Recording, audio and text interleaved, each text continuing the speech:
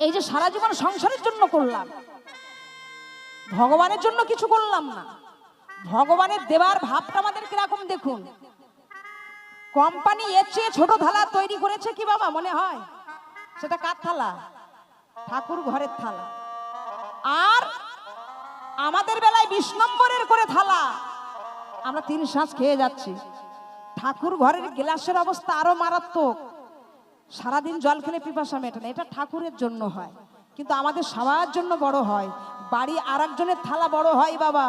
যে বেটা শ্বশুরের রক্ত চুষে খায়, বাড়ির জামাইয়ের থালাটা এরকম বড় হয়। ভগবানের বেলায় এইটুকু। হ্যাঁ, আবার দেওয়ার ধরনটা দেখুন। আজ দুপুরে একটা নকুল দানা, কাল দুপুরে একটা নকুল দানা, দুটো যদি পড়ে যায় একটা তুলে বয়ে এনে ভরে দিই, ওটা আবার কাল দুপুর বেলা।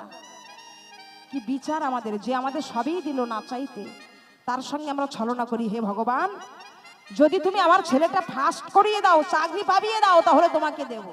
বাবা, আমাদের দেবার মতো কি আছে? তিনি দিয়েছে তাই আমরা পেয়েছি।